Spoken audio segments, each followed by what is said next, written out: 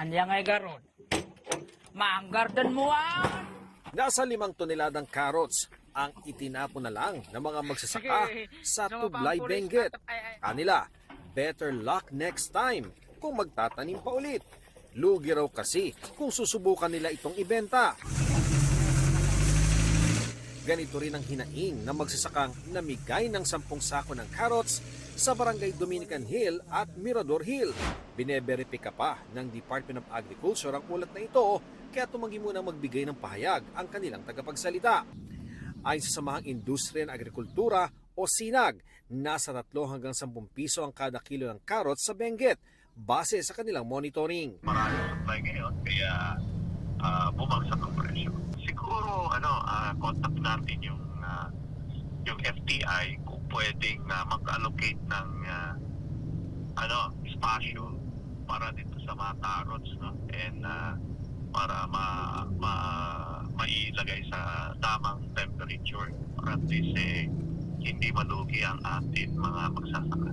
Dito sa Pasay City Public Market, hindi naman umaabot ng 3 pesos per kilo yung kanilang mga carrots dito. Pero sa pagtatanong natin sa mga nagtitinda dito, mas mababa na rin daw ang presyo ng carrots dito. Nung holiday po, medyo mataas siya, 80. Ngayon po, hanggang 50. Ang pagbebenta naman ng 20 pesos kada kilo ng bigas, magkakaroon ng Phase 2 sa Hulyo at Phase 3 sa Setyembre ayon sa Malacanang.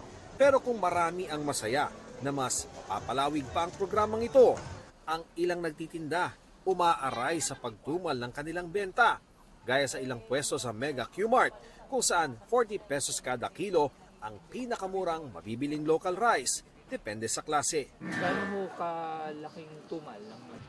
Malaki, mga kalahati siguro. Bis na yung bumibenta kami ng kakatlo, ala pa yata ang 1.5 na lang. Sobrang tumal. Sinusubukan pa namin kunin ng panig ng Agriculture Department kaugnay nito. Para sa GMA Integrated News, ako si Ian Cruz, ang inyong saksi.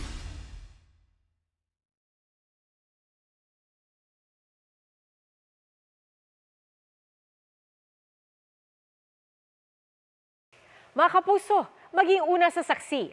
Mag-subscribe sa GMA Integrated News sa YouTube para sa iba't ibang balita.